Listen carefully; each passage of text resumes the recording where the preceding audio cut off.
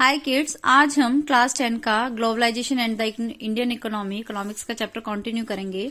कल हमने सीखा था कि इसमें एमएनसीज होती हैं, जो मल्टीनेशनल कंपनीज होती हैं, वो डिफरेंट ग्लोबल वाइज कहते हैं ना, डिफरेंट कंट्रीज में अपना काम सेटअप करती हैं। ऑफिसेज, फैक्ट्री, जहां उन्हें चीप लेबर वगैरह मिल जाए, सस्ते में काम मिल जाए, अलग रिसोर्सेज जहां भी उनको मिल जाए वहां वो अपना काम सेटअप करते हैं वर्ल्ड वाइड। ठीक है, प्रोडक्शन पूरे ग्लोबली होता है, पूरे वर्ल्ड वाइड प्रोडक्शन चलता है इनका। ठीक है, और फिर हमने पढ़ा था इंटरलिंकिंग प्रोडक्शन अक्रॉस कंट्रीज, कि डिफरेंट कंट्रीज में इनका प्रोडक्शन बढ़ता है। तो इसमें वो क्या करते हैं कि जो लोकल कंपनी उनके साथ हाथ मिला के काम करते हैं, चाहे शेयर में कह दो, कई बार वो क्या आती है क्योंकि इनका वेल्थ बहुत अच्छी होती है तो ये उन कंपनियों को खरीद भी लेते हैं। तो जो इन्वेस्टमेंट हम बिल्डिंग वगैरह में करते हैं, हम नॉर्मली पैसे लगाते हैं, तो इन्वेस्टमेंट करते हैं, लेकिन यही काम जब एमएनसी वर्ल्ड वाइड करते हैं तो उसे हम कहते हैं फॉरेन इन्वेस्टमेंट। ठीक है, तो हमने ये सीखा था इंटरलिंकिंग प्रोडक्शन की डिफरेंट कंट्रीज के अंदर प्रोडक्शन अलग अलग जगह पे कैसे वो करते हैं।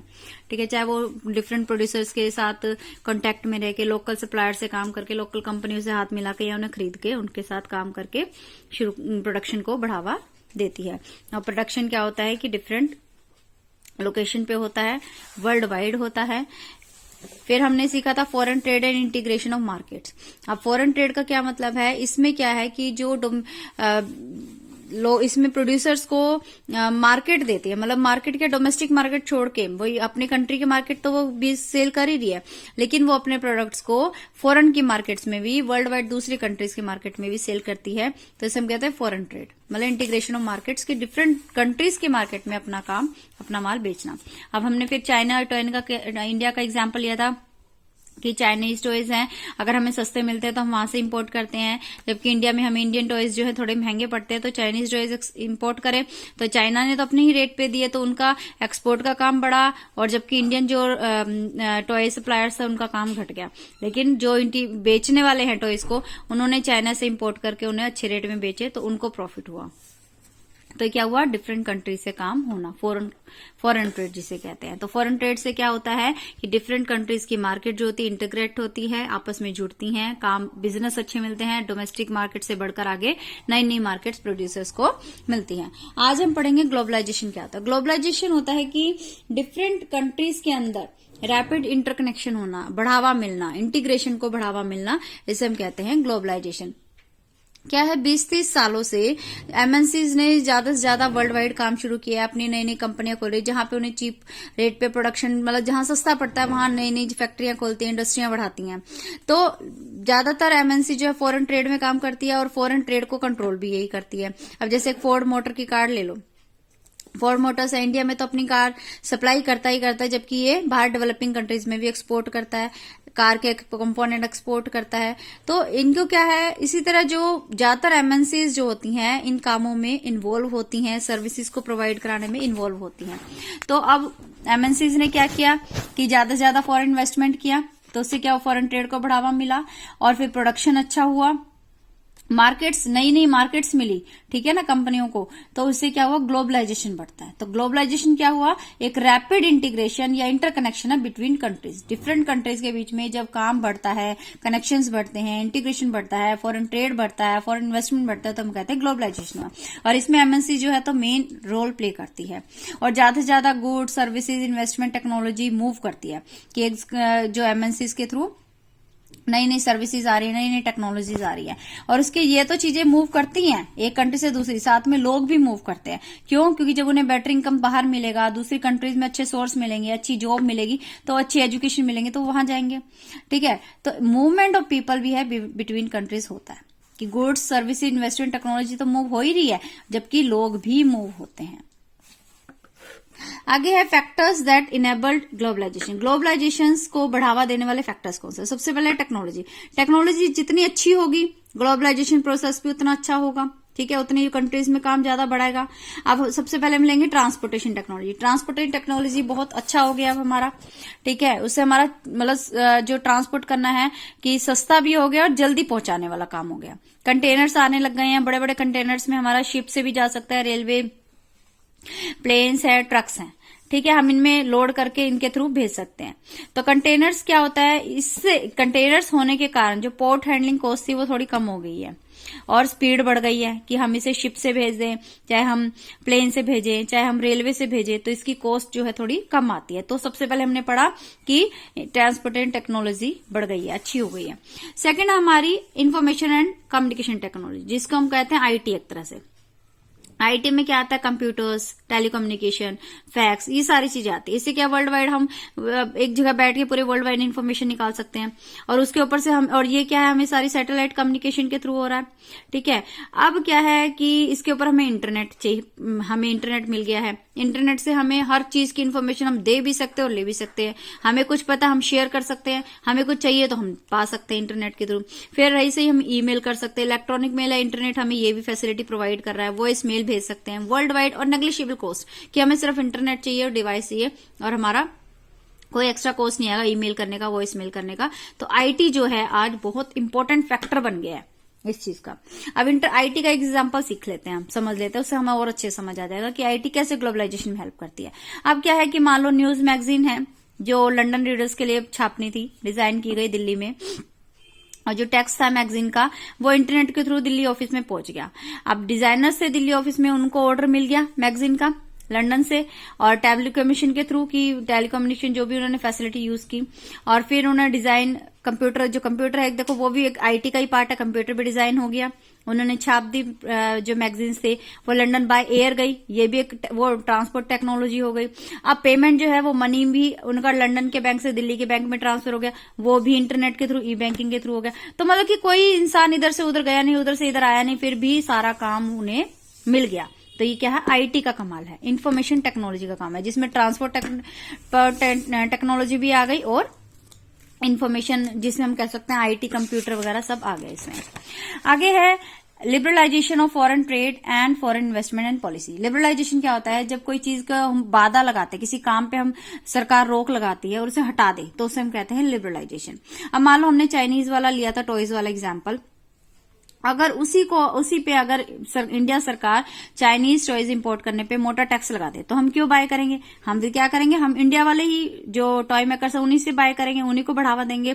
तो क्या हो, क्योंकि हमारा वो चीज कॉस्ट ज्यादा पड़ रही थी इंपोर्ट करने पे, तो अभी इंडियन टॉय मेकर्स को ज्यादा बढ़ावा मिलेगा, ठीक है, क्योंकि हमें कोई टैक्स पे नहीं करना पड़ेगा, हमें उससे थोड़ा सस्ता मिल जाएगा।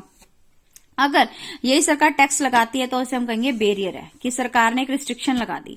तो सरकार ही ये चीजें डिसाइड करती है कि किस पे उन्हें डिक्रीज करना है टैक्स, किस पे इंक्रीज करना है, किस चीज का फॉरेन ट्रेड ज्यादा बढ़ाना है, किसका कम करना है, किस टाइप के गुड्स आएंगे, कितने आएंगे, किस तरह से कंट्री में आएंगे, कौन सी कंट्री से क्या आना चाहिए, तो ये सारा गवर्नमेंट डिसाइड करती है। इंडियन गवर्नमेंट जो थी इंडिपेंडेंस के बाद उन्होंने फॉरेन ट्रेड, फॉरेन इन्वेस्टमेंट पे काफी बैरियर्स लगा दिए थे कि हमें ये था कि अब हमारे प्रोड्यूसर्स हैं, इनको हमें कंट्री के अंदर फॉरेन कंपटीशन से बचाना है, पहले हमें इन्हें खड़ा करना पड़ेगा, इन्हें स्टैंड करना पड़ेगा, हमारे जो लोकल प्रोड्यूसर्स थे, ठीक है। तो 1950-60 में कॉम्पिटिशन था इंपोर्ट के लेके, इंपोर्ट के लिए बड़ी दिक्कत हो गई थी, क्योंकि इंडस्ट्री जो आने वाली थी, नई इंडस्ट्री जो बन रही थी, इंपोर्ट के लिए माल नहीं था। तो इंडिया ने क्या किया, इंडिया ने थोड़े से एसेंशियल आइटम पे इंपोर्ट करने की अनुमति दे दी, मशीनरी, फर्टिलाइजर, पेट्रोलियम वगैरह, ठीक है। जो डेवलप्ड कंट्री थी, ऐसे ही उन्होंने जब स्टार्टिंग में उन्होंने डेवलपमेंट करना शुरू किया था, उन्हें डोमेस्टिक प्रोड्यूसर से थोड़ा अलग रखा गया कई मीन्स में। अब 1991 जब आया, उसके बाद थोड़ी सी इंडिया की पॉलिसीज में चेंज हुआ, गवर्नमेंट ने डिसाइड किया अब टाइम आ गया कि इंडियन प्रोड्यूसर्स को मार्केट में लाए, ग्लोब में लाए, पूरे वर्ल्ड वाइड इनका प्रोड्यूसर से मुकाबला कराया जाए, और कंपटीशन अच्छा होगा, कंपटीशन करेंगे तो प्रोड्यूसर्स की परफॉर्मेंस अच्छी होगी, क्वालिटी अच्छी करेंगे। और ये डिसीजन था, इनकी पावरफुल इंटरनेशनल ऑर्गेनाइजेशन थी, उन्होंने भी इसको सपोर्ट किया कि हाँ अब प्रोड्यूसर्स को मार्केट में उतारना चाहिए, पूरे वर्ल्ड वाइड हम काम कर सकते हैं, क्योंकि हमारी स्थिति है जो स्ट्रांग हो गई है। तो बैरियर्स जो थे फॉरेन ट्रेड पे उन्हें हटा दिया गया, ठीक है। तो अब क्या था कि गुड्स को हम इंपोर्ट भी कर सकते थे, एक्सपोर्ट भी कर सकते थे, फॉरेन कंपनी से अपनी फैक्ट्रियां लगा सकते थे, और वो भी हमारे यहाँ लगा सकते थे। तो रिमूव करना उन बैरियर को जो गवर्नमेंट ने लगाए थे, भाई खुद के ही जो उन्होंने बैरियर्स लगाए थे वो ही खुद रिमूव करे, तो उसको हम कहेंगे लिबरलाइजेशन। तो रिमूविंग बैरियर्स और restriction setup by government is what is known as liberalisation. तो लिबरलाइजेशन ऑफ ट्रेड, बिजनेस, इससे क्या होता है कि हम फ्रीली बिजनेसमैन को एक वो मिल जाता है कि हाँ वो जो मर्जी इंपोर्ट करना चाहे, एक्सपोर्ट करना चाहे, वो कर सकते हैं। गवर्नमेंट इंपोज करती है कि थोड़ा रिस्ट्रिक्शंस कम रखे, और अब पहले से कम है, और ताकि वो मोर लिबरल हो, अपना फ्रीली काम करें।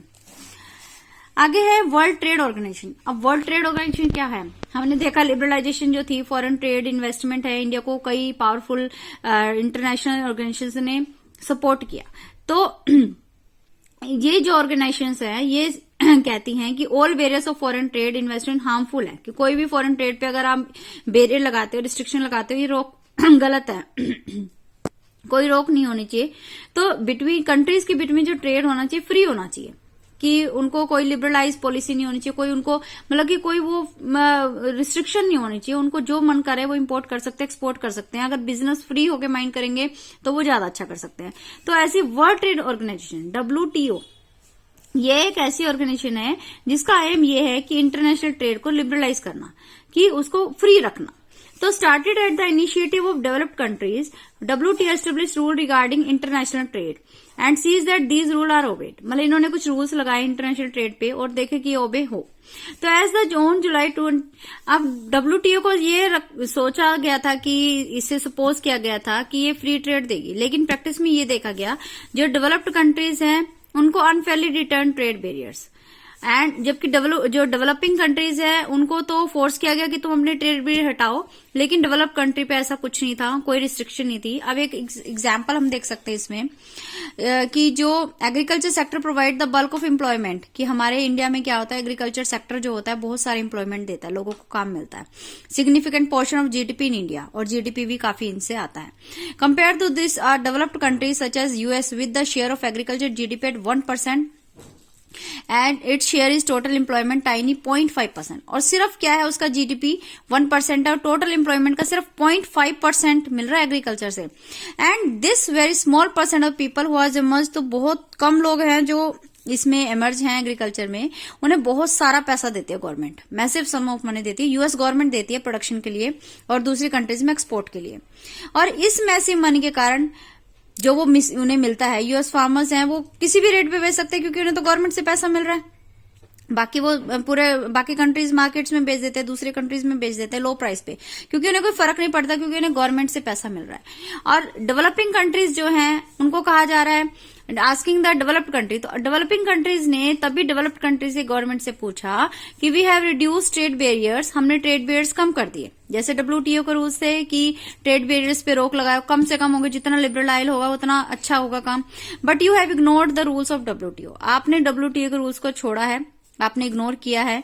Have continue to pay your farmers vast sum of money, और आप खुद अपने फार्मर्स को बहुत अच्छा पेमेंट कर रहे हैं, और आप हमारे गवर्नमेंट से कह रहे हैं कि आप फार्मर्स को सपोर्ट मत कीजिए, और जबकि आप खुद सपोर्ट कर रहे हैं। क्या ये फ्री है, फेयर ट्रेड है, कि सही है ये बिजनेस? तो यही चीज है ट्रेड पे। तो WTO को बनाया इसीलिए गया है कि ये फ्री ट्रेड को लिबरलाइज पे ध्यान दे करे, लेकिन कुछ कई जगह ऐसा देखा गया है कि डेवलप्ड कंट्रीज के लिए कुछ और हो रहा है और डेवलपिंग कंट्रीज के लिए कुछ और हो रहा है। आगे impact of globalisation in India. अब ग्लोबलाइजेशन इन इंडिया के क्या इम्पैक्ट है? लास्ट के 20 ईयर्स में ग्लोबलाइजेशन जो इंडिया इकोनॉमी के हैं ये काफी बड़ा है, ग्लोबलाइजेशन काफी बड़ा है। तो इसका क्या इफेक्ट हुआ? ग्लोबलाइजेशन और बहुत ज्यादा कंपटीशन हो गया है प्रोड्यूसर्स के बीच में, चाहे लोकल हो चाहे फॉरेन प्रोड्यूसर्स हो। तो एक तरह से कंज्यूमर्स के लिए एडवांटेज ये है कि उन्हें बहुत अच्छी अच्छी चीजें मिल जाती हैं, कंपटीशन के चलते नए नए प्रोडक्ट्स आते हैं। पर्टिकुलरली वेल ऑफ सेक्शन जो अर्बन एरियाज में, उनको बहुत अच्छी अच्छी चीजें मिल जाती हैं। तो greater choice before the consumer who now enjoyed improve quality lower prices for several product. अब उन्हें क्या हुआ कि कंज्यूमर्स में आपस जो प्रोड्यूसर्स हैं उनमें आपस में कंपटीशन इतना हो गया है कि वो सस्ते रेट पे अच्छी चीज दे रहे हैं। तो इनका फायदा क्या हुआ? जो अर्बन एरियाज के लोग हैं उन्हें ज्यादा फायदा मिल रहा है कि उन्हें हल्के रेट में अच्छी चीजें मिल जाती हैं लोअर प्राइस पे। तो इससे क्या हुआ, आज जो ये लोग हैं, जो अर्बन एरियाज के लोग हैं, ये बहुत अच्छा स्टैंडर्ड, हायर स्टैंडर्ड जो होता है वो जी रहे हैं, जो आज नहीं, पहले नहीं था, जो आज जी रहे। तो प्रोड्यूसर्स और वर्कर्स के बीच में एक ग्लोबलाइजेशन जो ज्यादा यूनिफॉर्म नहीं है, एक जैसा नहीं है। मतलब प्रोड्यूसर की कंडीशन बहुत अच्छी है, वर्कर्स की कंडीशन बिल्कुल खराब, एक तरह से ऐसे कह सकते हैं। तो firstly MNCs have increase their investment in India over the past 20 years, which means investing India have been beneficial for them. MNCs जो है उन्हें इन्वेस्टमेंट पास्ट 20 ईयर्स से अब ज्यादा बढ़ा दिया है। मतलब कि उन्हें फायदा होगा, क्योंकि कोई काम में जब किसी चीज को फायदा होता है बंदे को, तभी वो ज्यादा इन्वेस्टमेंट बढ़ाता है। तो 20 साल से कह रहे हैं अब वो ज्यादा इन्वेस्टमेंट करने लगे हैं। तो MNCs have been interested in industries such as cell phone. अब एमएनसी का मेन क्या है कि सेल फोन, क्योंकि इनकी डिमांड दिन पे दिन बढ़ रही है। ऑटोमोबाइल्स, इलेक्ट्रॉनिक्स, सॉफ्ट ड्रिंक, जो आज हम फास्ट फूड वगैरह है, बैंकिंग, अर्बन एरियाज में, इनमें ज्यादा है, क्योंकि ये चीजें आजकल ज्यादा बिक रही हैं। इन चीजों की डिमांड बहुत ज्यादा है। तो ये प्रोडक्ट्स जो है large number of well of wires हैं, और इन इंडस्ट्री सर्विसेज में नई जॉब्स बन रही हैं। लोकल कंपनीज जो है इसमें रॉ मटेरियल देती हैं। ठीक है, तो क्या होता है कि इससे एमएनसीज को ज्यादा से ज्यादा फायदा है, क्योंकि ये चीजों की आजकल डिमांड बहुत ज्यादा बढ़ रही है। अब ये है step 2, foreign attract foreign investment. हम फॉरेन इन्वेस्टमेंट को कैसे अट्रैक्ट कर सकते हैं? कुछ रिसेंट ईयर में central and state government India taking special step to, कुछ ज्यादा अच्छे स्टेप ले रही है कि हम फॉरेन कंपनीज को इन्वेस्टमेंट के लिए इंडिया में अट्रैक्ट करें। कैसे? इंडस्ट्रियल जोन्स जो होते हैं, स्पेशल इकोनॉमिक जोन बोला जाता है, SEZs बिंग सेटअप, इन्हें बनाया गया स्पेशल इकोनॉमिक जोन। ये इंडस्ट्रियल जोन्स होते हैं, इंडस्ट्रीज के लिए ही बने एक तरह से। सीज जो है वर्ल्ड क्लास फैसिलिटी, इनके अंदर electricity, water, road, transport, storage, बहुत अच्छी अच्छी फैसिलिटीज होती है। एजुकेशनल कंपनीज जो होती है, setup production unit, sees don't have to pay tax. इन्हें कोई शुरू के 5 साल तक कोई टैक्स नहीं देना पड़ता। गवर्नमेंट ने भी अलाउ कर दिया फ्लेक्सिबिलिटी लेबर लॉज में to attract foreign investment. You have seen chapter 2 that companies in the organized sector have to obey certain rules that aim to protect the workers. अब क्या है, उन्हें कंपनियों को थोड़े से रूल्स को फॉलो करना पड़ता है ताकि वर्कर्स के राइट को प्रोटेक्ट किया जाए। कुछ सालों में गवर्नमेंट ने अलाउ कर दिया कंपनी को कि आप इनमें से कोई रूल इग्नोर कर सकते हैं। आप वर्कर को जो हायर करते हैं रेगुलर बेसिस की जगह आप उन्हें फ्लेक्सिबिलिटी शॉर्ट पीरियड के लिए भी हायर कर सकते हैं अगर आप चाहें तो। ठीक है, इंटेंस इस पे क्या होगा, वर्क का प्रेशर लेबर पे ज्यादा होगा, तो इससे क्या होगा, कॉस्ट की, लेबर की जो कॉस्ट है वो उन्हें कंपनी को कम पड़ती है। लेकिन जो भी है still not satisfied, foreign companies are demanding more. लेकिन जो फॉरेन कंपनियां उन्हें और फ्लेक्सिबिलिटी चाहिए लेबर लॉ में, मतलब कि एक तरह से वर्कर्स के लिए उन्हें और ज्यादा लॉज चाहिए कि और सुविधाएं मिले। तो ये जो फॉरेन इन्वेस्टमेंट को अट्रैक्ट करने के लिए एक तरह से SEZ बनाया गया है, इंडस्ट्रियल जोन्स है, इसके अंदर ये सारी सुविधाएं बहुत अच्छी अच्छी मिलती हैं। और पहले 5 साल इन्हें कोई टैक्स पे नहीं करना पड़ता। पहले इनके वर्कर्स पे कुछ लो बंदे थे, लेकिन अब थोड़ा सा फ्लेक्सिबल कर दिया। आप रेगुलर बेसिस पे भी रख सकते हैं, जैसा आपका काम हो वैसे आप रख सकते हो, लेकिन तब भी वो थोड़ा और फ्लेक्सिबिलिटी चाहते हैं। अब सेकेंडली क्या हुआ, several of the top Indian companies जो है, अब उन्हें इंक्रीज कॉम्पिटिशन के कारण काफी सारा बेनिफिट भी हुआ। उन्हें नई नई टेक्नोलॉजी, प्रोडक्शन मेथड में उन्होंने इन्वेस्ट किया और अपने प्रोडक्शन स्टैंडर्ड को भी बढ़ाया। कुछ ने सक्सेसफुल कोलैबोरेशन की फॉरेन कंपनीज के साथ, मतलब जुड़ना, कोलैबोरेशन यानी एक कर देना, 2-3 कंपनी को मिला के एक कर देना। तो टॉप इंडियन कंपनीज थी, इन्होंने फॉरेन में भी अपना काम एस्टेब्लिश किया, उनके साथ हाथ मिला लिया। Moreover globalisation has enabled some large Indian companies to emerge as a multinational themselves. अब ग्लोबलाइजेशन ने क्या हुआ, जो लार्ज इंडियन कंपनी है एक तरह से मल्टीनेशनल कंपनी खुद बन गई है। जैसे टाटा मोटर्स है, ऑटोमोबाइल्स की है, इन्फोसिस है, ये IT की है, ये आपको वर्ल्ड वाइड मिल जाएगी। रेनबेक्सी मेडिसिन की है, एशियन पेंट्स है, ये मतलब आपको काफी अच्छी अच्छी इंडियन कंपनी है जो आज वर्ल्ड वाइड अपना काम कर रही है। ग्लोबलाइजेशन ने न्यू अपॉर्चुनिटीज दी है कंपनीज को सर्विसेज के लिए, पर्टिकुलरली जो IT से रिलेटेड वो ज्यादा वर्ल्ड वाइड काम कर रहे हैं। The Indian company producing magazine, अब इंडियन कंपनी है मैगजीन प्रोड्यूस करती है लंदन के लिए, लंदन बेस्ड कंपनी के लिए। कॉल सेंटर है, तो ये कुछ एग्जांपल्स हैं। अब beside a host of services, data entry, accounting, administration task, engineering now being done cheaply in countries such as India are exported to developed countries. अब क्या है कि इसके अलावा होस्ट ऑफ सर्विसेज जैसे डाटा एंट्री है, अकाउंटिंग वगैरह है, ये भी चीपली कुछ कंट्रीज, इंडिया जैसी कंट्रीज में हो रहा है। तो ग्लोबलाइजेशन ने क्या किया है कि बहुत सारी न्यू अपॉर्चुनिटीज दी है कंपनी को, पर्टिकुलरली IT के सेक्शन में। ठीक है, इंडियन कंपनीज जो हैं वो मैगजीन्स बना रही हैं लंदन की, लंदन बेस्ड कंपनी के लिए। कॉल सेंटर्स ये यहाँ पे, मतलब इसके साथ साथ डाटा एंट्री सिस्टम हो गया, अकाउंटिंग हो गया, एडमिनिस्ट्रेटिव टास्क हो गया, इंजीनियरिंग हो गया, ये चीपली कंट्रीज में हो रहा है। जैसे इंडिया वगैरह में आपको मतलब सही रेट में, मतलब हल्के कम रेट में आपको वर्कर्स मिल जाते हैं। आगे है small producers compete on Paris, rising competition. अब एक एग्जांपल हम लेते हैं। Ravi did not expect that he would have to face a crisis in such a short period of his life as industrialist. Ravi took a loan from, Ravi ने एक loan लिया अपना खुद का बिजनेस सेटअप करने के लिए 1992 में हाजोर में, जो तमिलनाडु में एक जगह है। And capacitor are used in many electronic, एक ये कैपेसिटर्स है इसका काम करने के लिए, क्योंकि ये होम अप्लायंसेस में, इलेक्ट्रॉनिक में बहुत यूज होता है, लाइट, ट्यूबलाइट, टेलीविजन में। तो 3 साल के अंदर उन्होंने अपना प्रोडक्शन शुरू कर दिया और उसके बाद 20 आदमी है काम करने के लिए।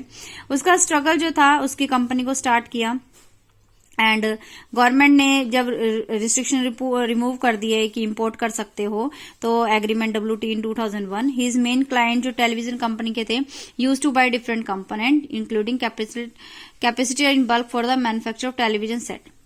अब क्या था, जो जब ये हटा दिया गया, रिमूव कर दिया गया गवर्नमेंट ने जो भी रिस्ट्रिक्शन था, तो जो उसके मेन क्लाइंट्स थे, टेलीविजन कंपनीज थी, उन्होंने डिफरेंट कंपोनेंट जो थे इसके साथ, कैपेसिटर के साथ, उन्होंने बल्क में खरीद लिए जो टेलीविजन सेट के मैन्युफैक्चर थे। तो competition from MNC brand force the Indian television companies to move into assembling activities for MNC। अब MNC का क्या था, टेलीविजन की वजह वो असेंबल करना ज्यादा काम हो गया, असेंबल एक्टिविटीज में ज्यादा काम करा MNC से। Even when some of them bought capacitors they would prefer to import as the price of imported item was half the price charge by people like Ravi. अब इंपोर्ट करना उन्हें ज्यादा सस्ता पड़ रहा था कि रवि जो लेना सा महंगा पड़ता, वो इंपोर्ट करके बना रहे तो उन्हें असेंबल करने में सस्ता पड़ रहा था।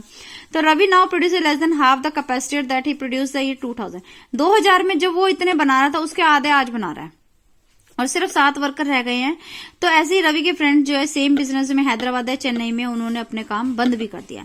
मतलब कि कुछ को फायदा हुआ तो कुछ को नुकसान भी हुआ। जो स्मॉल प्रोड्यूसर्स वगैरह हैं उनको बहुत ज्यादा नुकसान हुआ है इनसे। अब batteries, capacitor, plastic, toys, tyres जो है, ये कुछ एग्जाम्पल इंडस्ट्री के जहां स्मॉल मैन्युफैक्चरर्स जो है उनको बहुत ज्यादा कॉम्पिटिशन का फेस करना पड़ रहा है।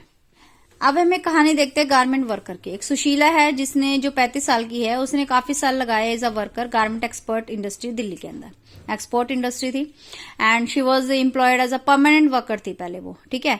इनका हेल्थ इंश्योरेंस, प्रोविडेंट फंड सब मिलता था at a double rate. When Sushila factory close, जब उसकी फैक्ट्री बंद हुई 1990s में, उसके बाद उसने एक जॉब ढूंढी जो उसे 6 महीने बाद मिली।